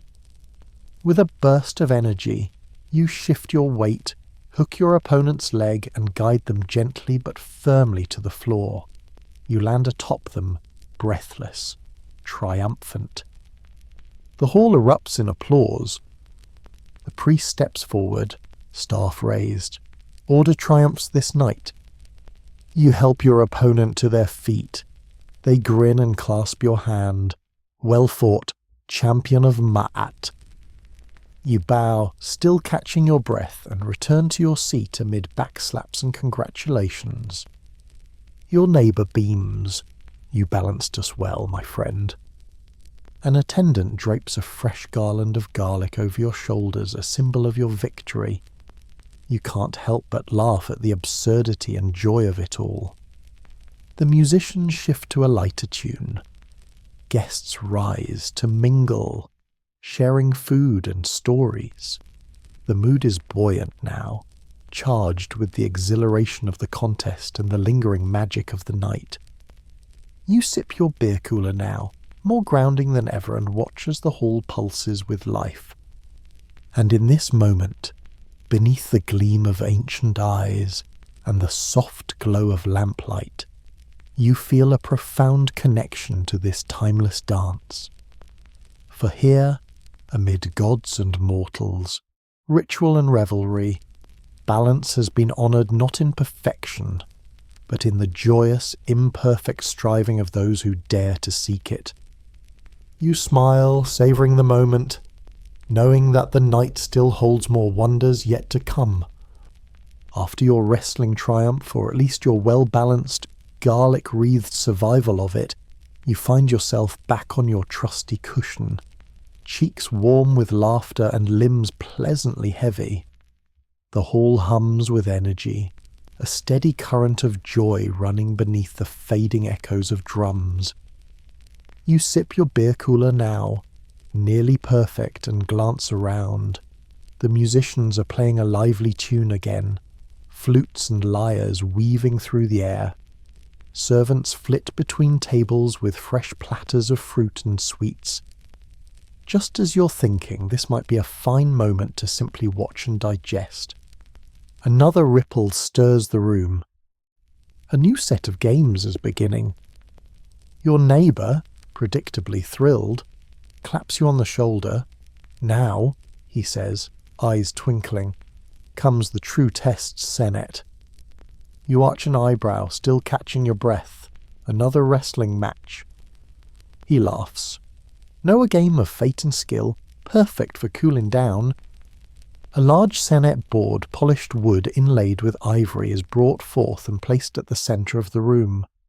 Two elaborately carved sets of playing pieces accompany it, one light, one dark. The priest explains, voice rich and melodic. Senet is the game of passage through life, through the duat, through eternity. Each move shapes destiny. You watch as the first two players take their places. The crowd settles, leaning in. The sticks are cast and the game begins. At first, the moves seem simple pieces sliding forward, swapping places.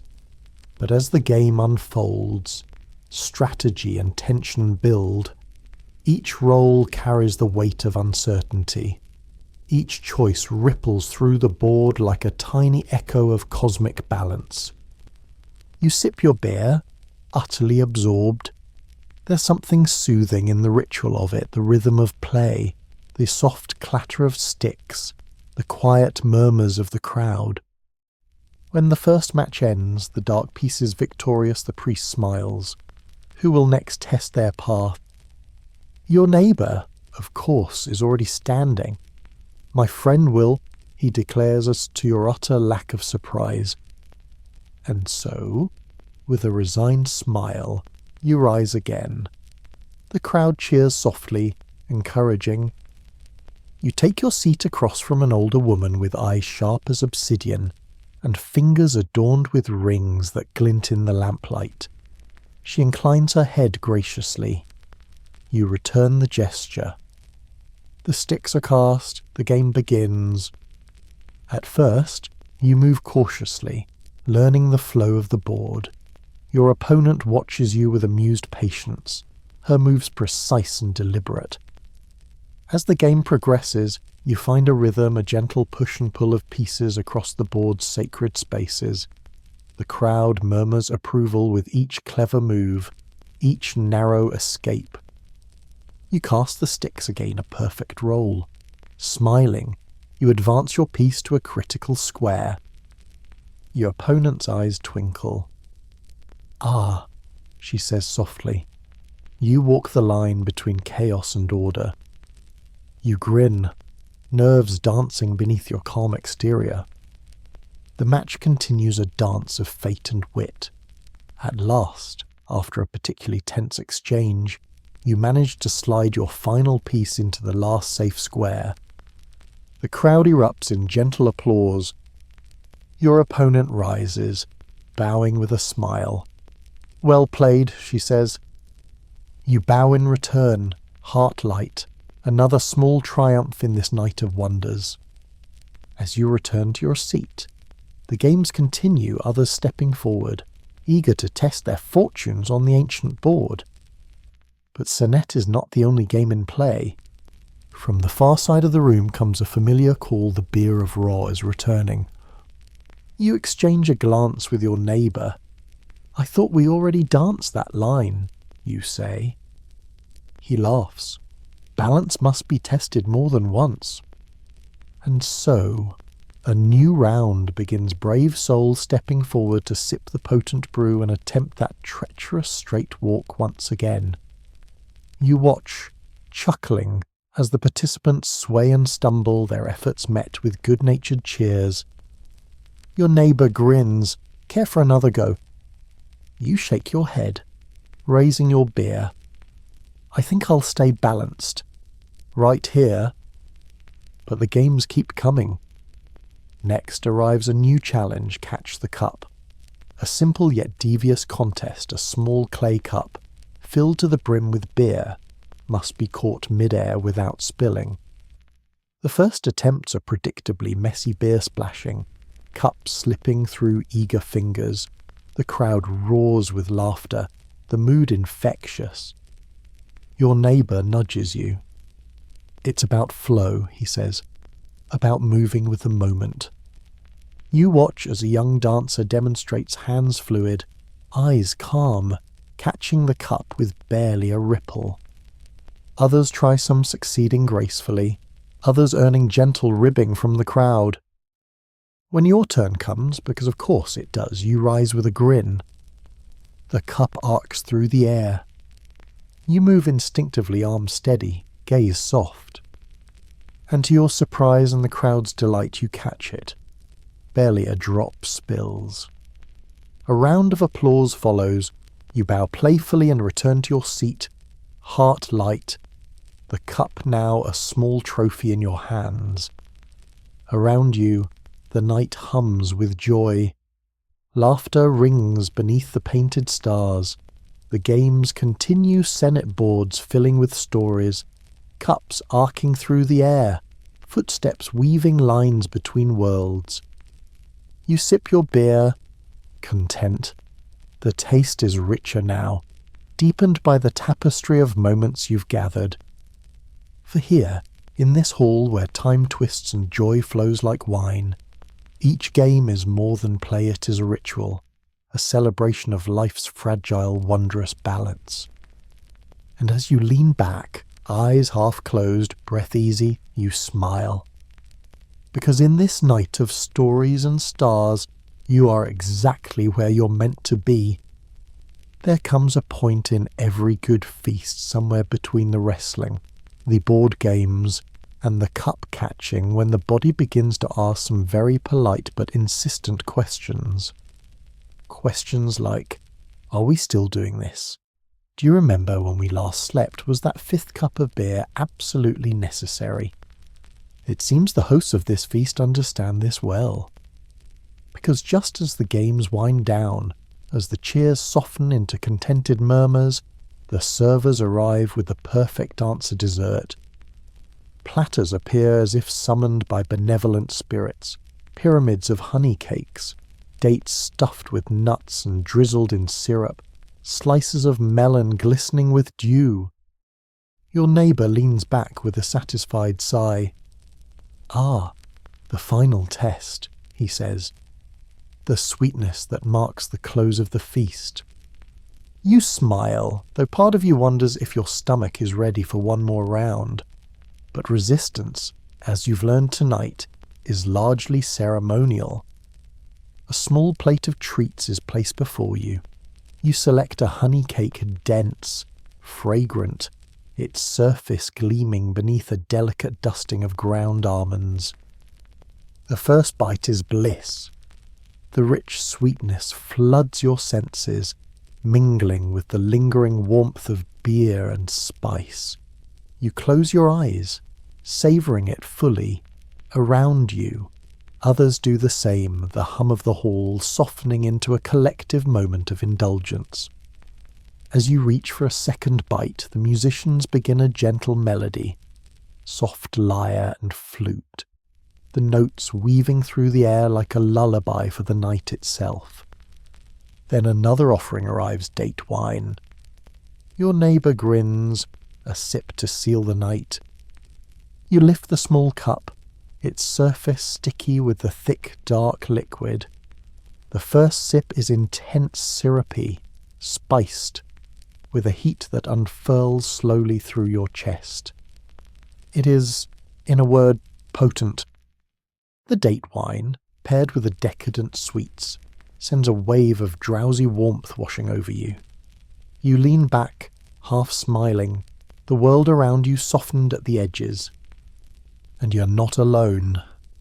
Throughout the hall, guests are settling deeper into their cushions. Conversations grow quieter. The painted eyes on the walls seem gentler now, their ancient gaze softened by the sweetness of the moment.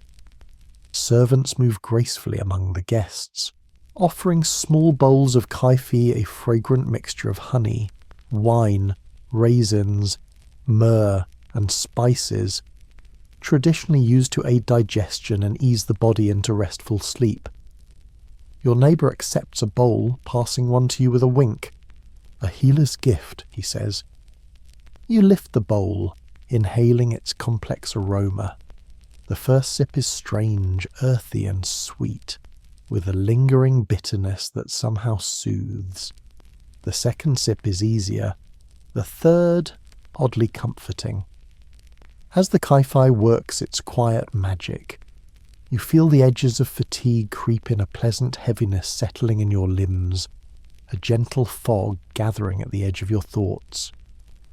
The music slows further, each note a soft brushstroke against the canvas of the night. Around you, conversations drift into murmured exchanges. Some guests recline fully now, eyes half closed, smiles lingering. Your neighbour stretches with a contented sigh. We begin and end in sweetness, he says softly, a reminder that life like this night is meant to be savoured. You nod, too relaxed now for words. The room seems to pulse with a deep shared contentment, a communal exhale after the bright intensity of the feast. A servant passes, offering a final refill of beer. You shake your head gently, lifting your cup in polite refusal. Even the most valiant traveller must know when the cup is full. The priest returns once more to the centre of the room. His voice, though soft, carries easily. We give thanks, he says, to the gods who have joined us, to the noble one whose life we honour, and to the bonds we share in this sacred space. The guests echo the words, some aloud, some in the quiet language of the heart. The priest continues, as the sweetness lingers upon our tongues, may joy linger in our lives. As the night fades, may memory remain bright. You close your eyes briefly, letting the words settle within you like the final note of a song. When you open them, the room is bathed in the soft glow of oil lamps. The painted stars on the ceiling seem to twinkle more gently now, as if winking in approval. Around you, guests begin to rise, slowly stretching, embracing, exchanging farewells. The air hums with a gentle camaraderie, woven from the shared tapestry of the evening. Your neighbour stands, offering a hand. You take it, rising carefully. The floor feels solid beneath your feet, though the world sways slightly, as if in rhythm with the fading music.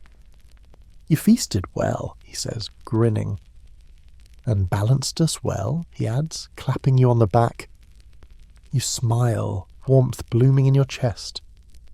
As you gather your things, what few you brought, a small folded cloth is pressed into your hand by a passing servant. For your journey, he says softly. You unfold it to find a sweet cake wrapped in linen, its scent rich with honey and spice. A parting gift, a memory to carry beyond the hall.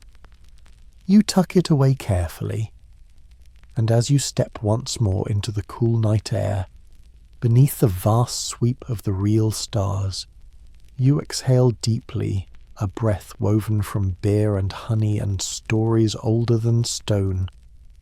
The feast is ending, but its sweetness lingers, and somewhere, in the soft glow of memory, it always will. Just as you begin to think the night can't possibly hold any more surprises, stomach content with honey cakes, limbs warm with beer, eyelids heavy, the music shifts once again. A new procession enters the hall, slow and solemn. At its head walks the embalmer, a figure you had half expected to remain in the shadows all night. He moves with deliberate grace, robes a muted grey, eyes calm and unreadable. In his arms he carries a bundle wrapped in fine linen. Your neighbour straightens beside you. Ah, he says softly, now comes the lesson. You blink. curiosity stirring through the pleasant haze of kaifi and date wine. Lesson. He nods, of what waits for us all. The room quiets, guests settling back into their cushions with a reverence that feels instinctive. The musicians fall silent.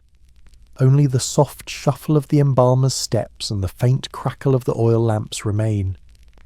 At the centre of the hall, a low table has been prepared simple, unadorned. Upon it rests a polished wooden headrest and an array of tools gleaming faintly in the lamplight. The embalmer unwraps the linen bundle with careful hands, revealing a sculpted model of a human head and torso, not a real body, but a teaching device used to demonstrate the sacred art. You exhale quietly, relieved. Beer and real mummification would be a poor combination at this hour. The embalmer lifts a slender bronze hook, holding it aloft for all to see. "This," intones the high priest, "is the tool with which we free the spirit from the shell." A ripple of fascination moves through the crowd.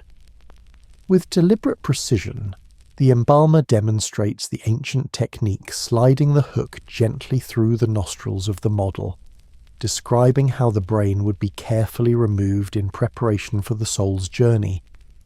You watch, equal parts intrigued and queasy. Your neighbour leans in. "It is said," he whispers, "that only the purest heart can perform this rite without faltering." You glance at the embalmer's serene expression and nod silently. Next, the embalmer displays the canopic jars, finely crafted vessels shaped with the heads of protective deities. He explains their purpose, how the liver, lungs, stomach, and intestines are placed within, each guarded for eternity. A servant passes among the guests with small painted replicas of the jar's tokens to remind all present of the sacred process. You accept one reverently, tracing the intricate lines with your fingers. The embalmer continues, describing how the body is anointed with oils, wrapped in countless layers of linen, and adorned with amulets to protect and guide the soul. As he speaks, you find your thoughts drifting, imagining the quiet chambers of the tomb, the flickering torchlight, the whispered prayers of the living sent forth into eternity. The priest's voice draws you back. "But remember this," he says, eyes sweeping the room. "It is not the body we preserve, it is the name." A soft murmur follows. Your neighbour nods solemnly. "To be forgotten," he says quietly, "is to die a second death." You sit straighter, the weight of those words settling upon you.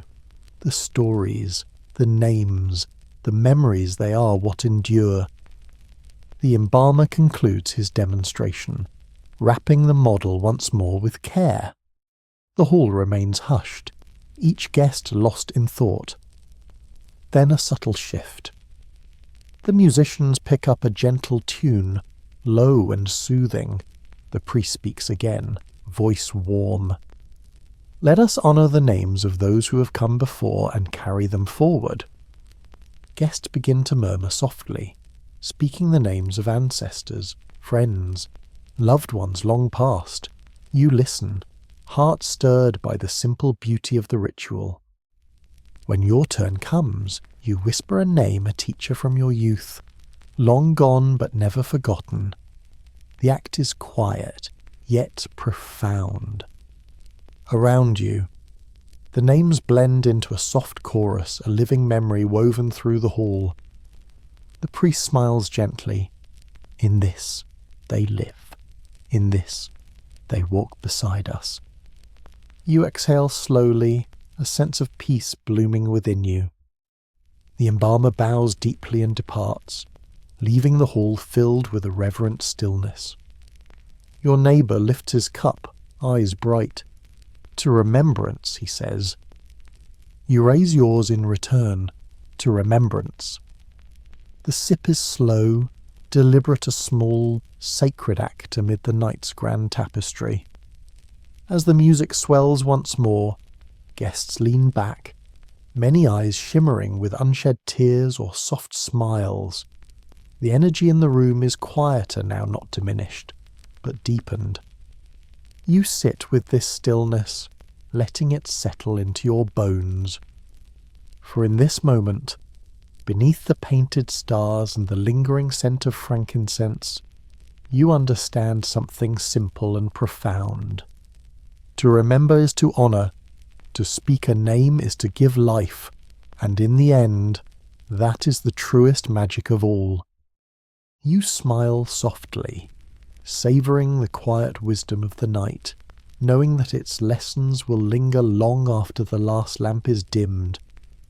The hall breathes in a kind of suspended stillness after the embalmer's lesson. You sip the last of your beer, now cool, its sharpness softened, and lean back into the cushion, eyes half-lidded, heart full. It would be easy to drift off here, wrapped in warmth and the lingering sweetness of kaifi and honey cakes. But the night isn't quite done with you yet. A ripple of motion at the far side of the room draws your attention. You blink, sit up straighter. The entranceway, once so carefully guarded, now stirs with unexpected activity. Voices rise, not alarmed but delighted. You catch a word or two: peasants, gate crashers, bring the beer. Your neighbour grins wide.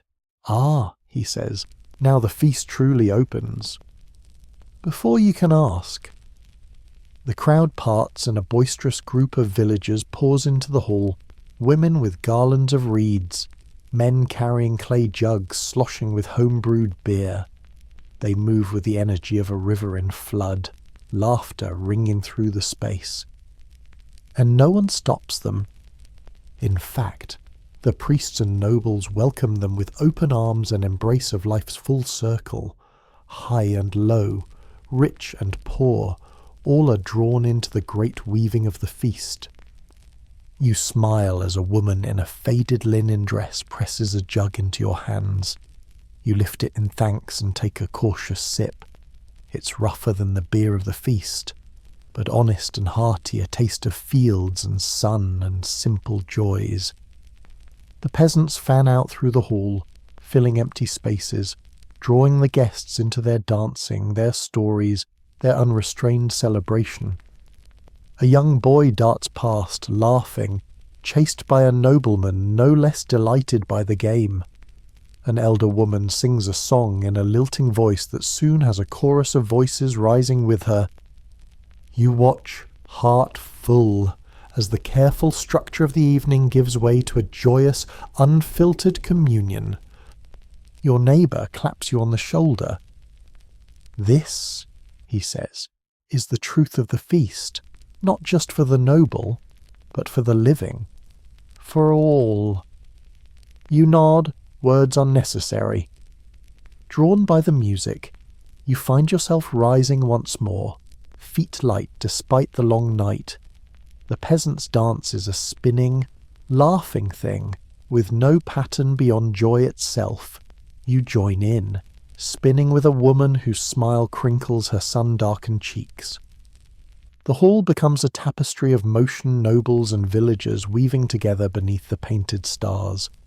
Laughter rings louder than any prayer, life pulses stronger than any chant. And somewhere in the centre of it all, beneath garlands of flowers and offerings of bread and beer, the nobleman's car watches with quiet approval, the bonds of the living and the dead drawn tighter with every shared smile, every clasped hand.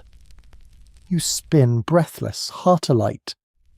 When at last the music slows, not from exhaustion, but from a natural gentle ebb, you find yourself back at your cushion, cheeks flushed, eyes bright.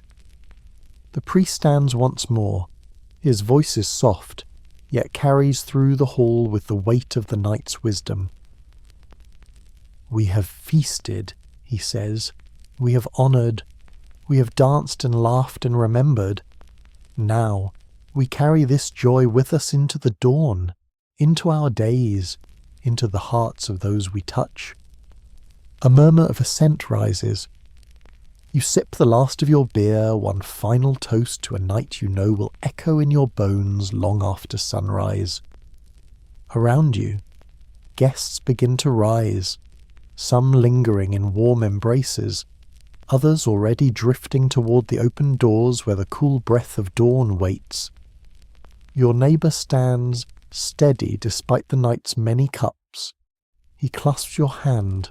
"Walk well," he says, "and remember." You clasp his hand in return. "I will." You gather your things, the little canopic jar token, the folded cloth with honey cake, the memory of every face and laugh and whispered story. And as you step out into the courtyard, the first light of dawn paints the sky in gentle golds and blues. The air is cool, the world new. You breathe deep, the sense of the feast lingering faintly on your skin, smoke, honey, beer, life. Ahead, the Nile glimmers beneath the waking sun. The city stirs, unaware that within these walls a bridge between worlds has been danced and sung and shared. You walk slowly, savouring each step. Behind you, the hall falls silent once more, a place of memory now, its ancient eyes watching as the living return to their days. You smile, because tonight, beneath painted stars and flickering lamps, you have seen the dance of life and death entwined. You have carried names forward. You have laughed and learned and woven yourself, however briefly, into a story far older than stone. And somewhere, beneath the hum of the waking world, the sweetness of that truth lingers still.